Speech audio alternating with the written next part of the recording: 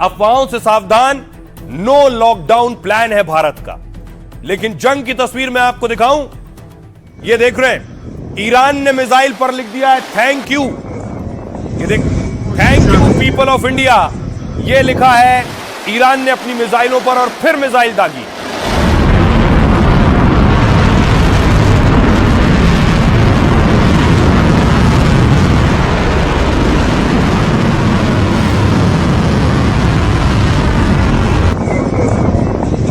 Iran Bharat का शुक्रिया अदा कर रहा है कि भारत इस घड़ी में उनके साथ है, इसलिए लिखा है थैंक यू इंडिया मिसाइल पर, और इजराइल पर यह मिसाइल दाग दी है। दूसरी तरफ देखिए, इजराइल पर ड्रोन से अटैक किया गया है। ये ड्रोन हमले इजराइल पर एक के बाद एक हुए हैं, और बताया गया है जो लार्जेस्ट मिलिट्री ट्रांसपोर्ट इजराइल का है, वहां यह अटैक किया गया है।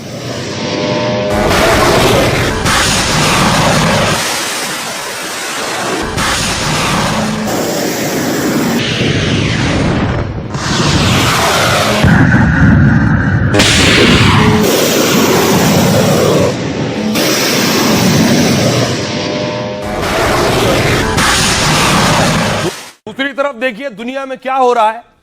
पुतिन सिक्योरिटी काउंसिल की बैठक कर रहे हैं, पुतिन ईरान की मदद कर रहे हैं, ऐसे भी आरोप लग रहे हैं। मदद जंग के बीच और हथियारों से भी मदद का दावा किया जा रहा है।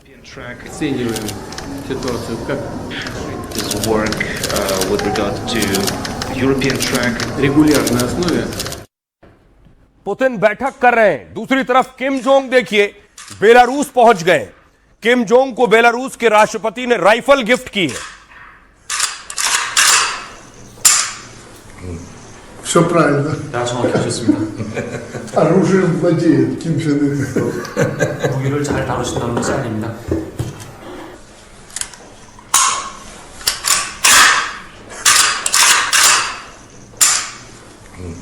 Все правильно. 다 정확히 하셨습니다. दुनिया के देशों में जंग से भूचाल आया है। देखिए जरा, ज़ेलेंस्की कहां पहुंचे, सऊदी अरब पहुंच चुके हैं। यूक्रेन के राष्ट्रपति ज़ेलेंस्की सऊदी अरब गए। खासतौर पर दावा किया जा रहा है कि बहुत से ड्रोन अटैक हो रहे हैं जो ईरान की तरफ से।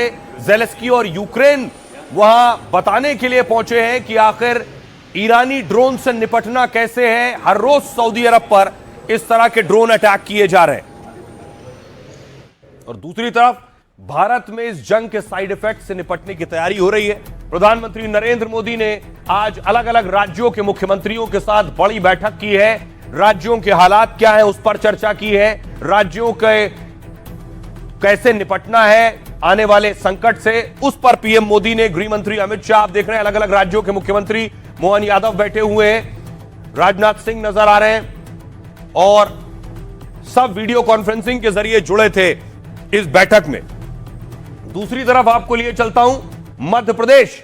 ये मध्य प्रदेश में सिलेंडर की लाइन आप देख रहे हैं, यहां से वहां तक लंबी कतार लगी हुई है, लोग सिलेंडर भराने पहुंचे।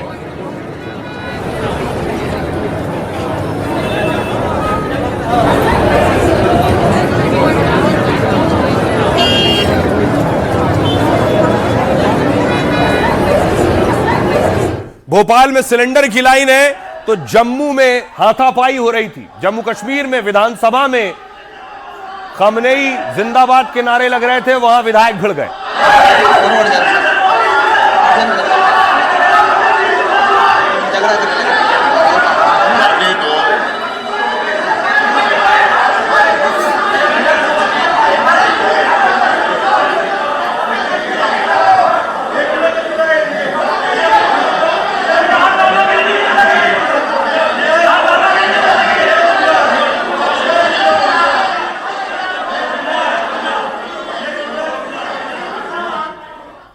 तो जम्मू कश्मीर में विधायक भिड़े और यहां लोग तेल की लंबी लाइन लगाए खड़े हैं। ये लखीमपुर की तस्वीरें मैं आपको दिखा रहा हूं, यूपी के लखीमपुर की। अफवाह के बाद देखिए लोग पहुंचे हैं, बाकायदा केन लेकर पहुंचे हैं जिस पे तेल भरवा कर स्टोर करना चाहते हैं।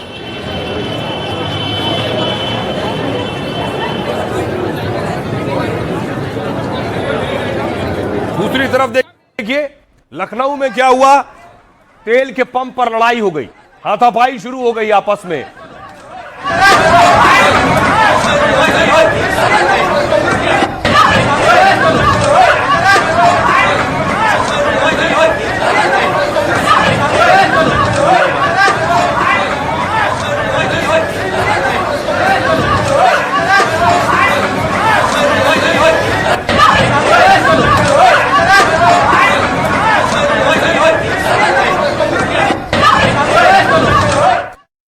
देश के अलग अलग शहरों में ये हालात है। अब आपको मैं महाराष्ट्र लिए चलता हूं। महाराष्ट्र के बुल्ढाणा की तस्वीर देखिए जरा। बुल्ढाणा में स्थिति क्या है, और लोगों ने सिलेंडर की कालाबाजारी भी शुरू कर दी है, वहां भी रेड हो रही है। तेल के पंप की तस्वीर देख रहे हैं। ये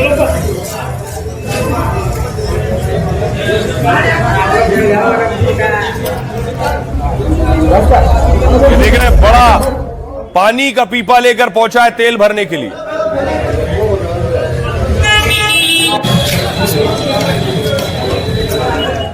और एक शख्स जो अफवाह फैला रहा था कि देश में लॉकडाउन लगने वाला है, उसकी गिरफ्तारी हो गई। ऐसे बहुत से अफवाह फैलाने वाले हैं, पुलिस एक्शन ले रही है। खबर आई है अभी 12 बजे से लॉकडाउन है, और वो कब तक रहेगा भाई पता नहीं, क्योंकि एक फिक्स डेट रहते नहीं है। क्योंकि एक हफ्ता बोलते थे थोड़ा बड़ा बढ़ी जाएगा भाई, वो तो अपनी जरूरत का सामान ले लो, मेडिसिन वगैरह जो भी आपकी है एक्स्ट्रा लेके रख लो, क्योंकि कैसे है आगे आपको तकलीफ ना हो वो हिसाब से फ्रूट्स वगैरह राशन वगैरह आपका आज ही भरा लो। अभी आज कल का टाइम देगा ज्यादा से ज्यादा। सुबह उठो, अपना एकदम अच्छे से सामान लो और लेके आके रखो घर में एक्स्ट्रा हर चीज। मेरा नाम अरहम उजैर अजरुद्दीन है और मैं मुमरा में रहता हूँ। और मैंने जो लॉकडाउन के ऊपर वीडियो बनाया था वो फेक न्यूज थी, वो कुछ भी ऐसा है नहीं। मुमरा में लॉकडाउन वगैरह कुछ भी नहीं लगने वाला है, बस झूठी अफवाह थी है। तो उसके लिए मैं बहुत दिल से माफी चाहता हूँ, और मुमरा पुलिस वाले लोग ने मेरे को समझा चुके हैं और मैं बहुत अच्छी तरीके से समझ चुका हूँ। थाने जिला अब देखिए, जो भी अफवाह फैलाएगा वो अंदर जाएगा। लॉकडाउन का सच क्या है सरकार बता रही है। राहुल गांधी ने कहा, मोदी जी ने कह दिया कि कोविड जैसा समय आने वाला है। क्या मोदी जी कोरोना के वक्त की त्रासदी भूल गए हैं? किरण रिजिजू ने कहा, लॉकडाउन की झूठी अफवाह कौन उड़ा रहा है? पीएम ने कहा है पैनिक नहीं होना है और खुद नजर बनाए हुए हैं। जमाखोरी करने वालों को चेतावनी दी गई है। राज्यों से कहा है कि कोई भी तेल गैस की जमाखोरी ना करे। ममता बनर्जी कह रही है मोदी सरकार फिर से लॉकडाउन लगा सकती है, वो फिर लोगों को घरों में कैद कर सकते हैं, लेकिन उनका कोई प्लान हमें चुनाव लड़ने से नहीं रोक सकता है। निर्मला सीतारमण कह रही है, भरोसा दिलाती हूं कोई लॉकडाउन नहीं लगने वाला है। कुछ नेता लॉकडाउन और तेल की कमी की अफवाह फैला रहे हैं। बड़े नेताओं का इस तरह अफवाह फैलाना चिंता की बात है। ये बेबुनियाद बातें हैं। कोरोना जैसा कोई लॉकडाउन नहीं लगेगा। केजरीवाल कह रहे हैं, जंग से पैदा हुए संकट को संभालने में सरकार नाकाम रही है। भीषण गर्मी में सिलेंडर लेने के लिए लोग कतारों में लगे। मोदी सरकार बिना किसी तैयारी के क्यों बैठी रही? हरदीप पुरी कह रहे हैं, लॉकडाउन को लेकर फैल रही अफवाहें पूरी तरह गलत है। सरकार के स्तर पर कोई प्रस्ताव विचाराधीन नहीं है। ऐसे वक्त में जरूरी है कि जिम्मेदार और एकजुट रहें। अफवाह फैलाना और डर का माहौल बनाना गैर जिम्मेदाराना है। संजय राउत कह रहे हैं, जगह जगह तेल गैस और राशन की कतार लगी है और सरकार बार बार बयान देकर जैसी चाल चल रही है, लगता है पेट्रोल डीजल बचाने के लिए लॉकडाउन लगाएगी। देवेंद्र फडणवीस कह रहे हैं, अफवाहों में ना आए, पेट्रोल पंपों में भीड़ ना लगाएं। पेट्रोल और गैस पर्याप्त है, देश के पास पर्याप्त तेल और गैस मौजूद है और सरकार ने हर हाल में निपटने की तैयारी की हुई है। सुनिए जरा सियासतदान क्या कुछ कह रहे हैं। ये सब कौन अफवाहें उड़ाते हैं? प्रधानमंत्री जी ने बहुत साफ तौर से बताया था कि पैनिक नहीं होना है। जमाखोरियों को चेतावनी दिया है, राज्य सरकारों को आह्वान किया है कि कोई इसमें होर्डिंग ना करे, पैनिक क्रिएट ना करे। भारत सरकार पूरी तरह से स्थिति का नियंत्रण में पूरा रखा हुआ है। उस पे दम लगता है जिस तरह से बड़ी बड़ी कतार पेट्रोल, डीजल, रेशन और रॉकेल के लिए भी लगी है, केरोसिन के लिए। और जिस तरह से सरकार में जोरदार हलचल चल रही है, तो लगता है मोदी जी फिर एक बार 10-15 दिन के लिए डीजल और पेट्रोल की बचत करने के लिए लॉकडाउन लगा सकते। ममता बनर्जी जी मॉरली डाउन है, इमोशनली डाउन है और मतदाताओं के बीच में उनकी इमेज भी डाउन है। और मेल्ट डाउन उनका शुरू हो गया है, काउंटडाउन भी शुरू हो गया है, क्योंकि उल्टी गिनती जब शुरू हो जाती है तब ऐसे भ्रमित करने वाले बयान नेता देना शुरू करते हैं जो ममता जी दे रही हैं। बीजेपी सिर्फ लॉकडाउन, नोटबंदी और वोटबंदी कर सकती है। मैं इनके नियम नहीं मानती, मैं लड़ती रहूंगी। मैं भरोसा दिलाती हूँ कि कोई लॉकडाउन नहीं लगने वाला। कुछ नेता लॉकडाउन जैसी अफवाहें फैला रहे हैं, ये बातें सरासर निराधार हैं। जो लोग गुमराह करने वाले नेताओं का समर्थन कर रहे हैं, तो मैं उनके बयानों की कड़ी निंदा करती हूँ और लोगों को यकीन दिलाती हूँ कि लॉकडाउन नहीं लगेगा। There shall not be any lockdown. आपके घर का गैस सिलेंडर भरा हुआ है कि नहीं भरा हुआ है, और महीने के अंत में, महीने के शुरुआत में न जाने कितनी लाइन लगी हुई यूपी में, और सरकार अभी भी कह रही है कि सिलेंडर हैं, तो फिर 14 से 10 किलो का क्यों करना पड़ा उन्हें? पहले तो बोरी चोरी की थी खाद, आज सिलेंडर के साथ कर रहे हैं, कल कहेंगे कि रोटी भी छोटी बनाओ। तो सवाल आज ये है कि सरकार कर क्या रही है? नरेंद्र मोदी का मैनेजमेंट है, जिस मैनेजमेंट के तहत नरेंद्र मोदी जी अभी तक और पेट्रोल डीजल डिक्लेयर किया है कि हमारे इतने दिनों तक है, फिर भी भ्रम फैलाना, ये कोई देश का हितकारी व्यक्ति नहीं कर सकता है, देशभक्त नहीं कर सकता है। ये राहुल गांधी जैसे लोग, अखिलेश जी जैसे लोग, ये देश का लगता है जिसे दुश्मन है, लोगों में भ्रम फैलाने का काम कर रहे हैं। विपक्ष ये कह रहा है लॉकडाउन लग सकता है, कुछ देशों में एनर्जी लॉकडाउन लगा है। ये मैं आपको बताऊंगा एनर्जी लॉकडाउन क्या होता है, लेकिन जरा देखिए अभी अलग अलग शहरों की जो तस्वीरें आई हैं। दावा है सरकार का कि अफवाह फैली है, और अफवाह के बाद लोगों में डर और दहशत है, लोगों को लग रहा है तेल खत्म हो जाएगा, इसलिए ज्यादा से ज्यादा संख्या में पहुंच रहे हैं, ये सरकार दावा कर रही है।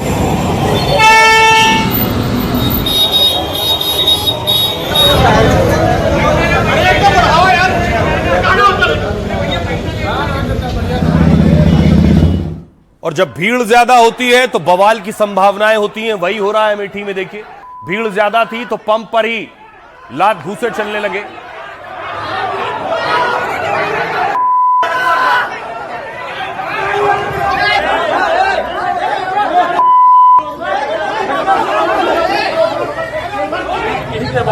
सारे आदमी हमारे गाड़ी भर पूरा लेके भाड़े छोड़ देंगे।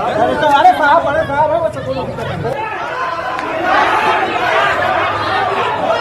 उसके बाद पुलिस मौके पर मौजूद है। कई जगह स्थिति पुलिस को काबू करनी पड़ रही है।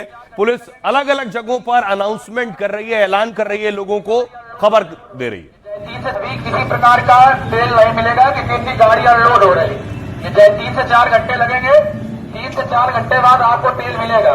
तेल की कोई भी कमी नहीं है, किसी प्रकार की कोई अफवाहों पर ध्यान न दें, तेल नहीं मिलेगा। तेल बहुत पर्याप्त है और तेल आ रहा है बराबर, आप लोग को मिलेगा तेल।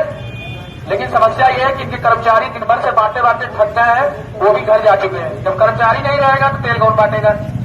जैसे गाड़ी अनलोड हो जाएगी 6 बजे इन्होंने बताया है, जो यहाँ के मैनेजर साहब है, कि लगभग 6 बजे से आपको तेल मिलने लगेगा। कृपया करके अफवाहों पर ध्यान न दें और अपने अपने घर जाएं। अभी 3 से 4 घंटे कुछ नहीं होने वाला, अभी किसी प्रकार का। अब देखिए जरा दूसरी तरफ लोग क्या कर रहे हैं, मौके पर सिलेंडर जमा कर रहे हैं। ये सिलेंडर सीज किए गए हैं, पुलिस ने पकड़े हैं सिलेंडर।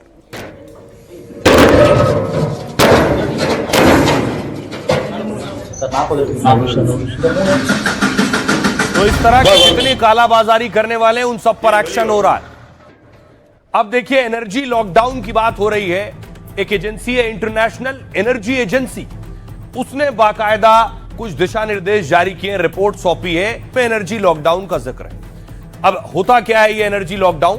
दुनिया में तेल संकट के बीच एनर्जी लॉकडाउन की अफवाहें चल रही हैं। फिलीपींस ने 3 दिन पहले ही अपने देश में एनर्जी इमरजेंसी लगाई। इसके बाद फिलीपींस ने एनर्जी लॉकडाउन भी लागू किया। एनर्जी लॉकडाउन संसाधनों को बचाने का इमरजेंसी इंतजाम है।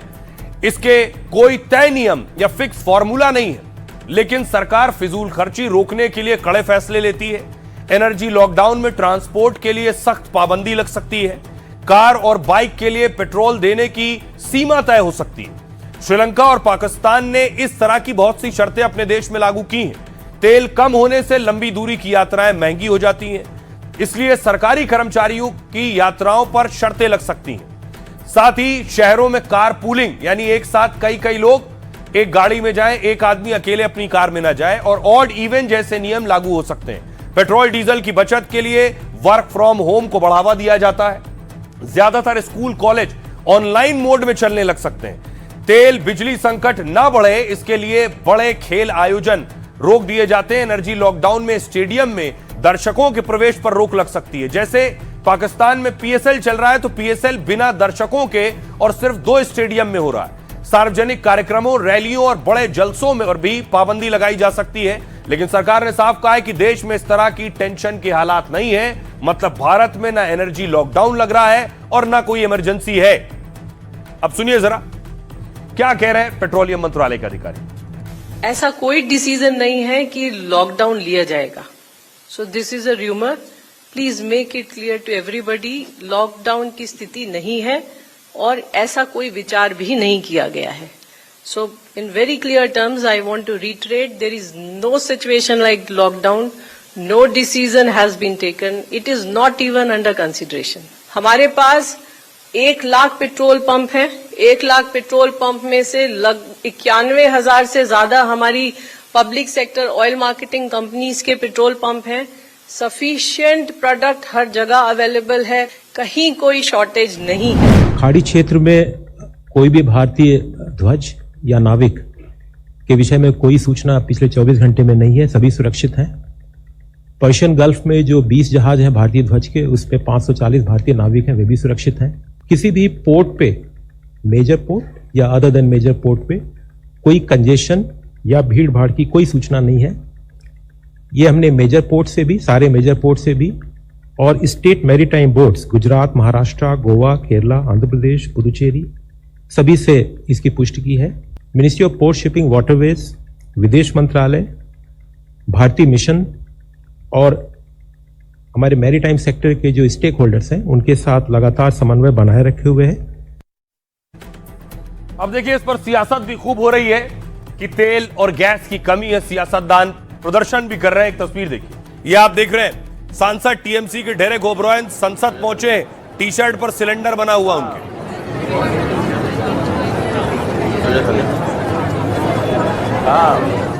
और आज पश्चिम बंगाल में भी प्रदर्शन हो रहा था। ये आप देख रहे हैं महिलाएं सड़क पर सिलेंडर लेकर बैठी थी।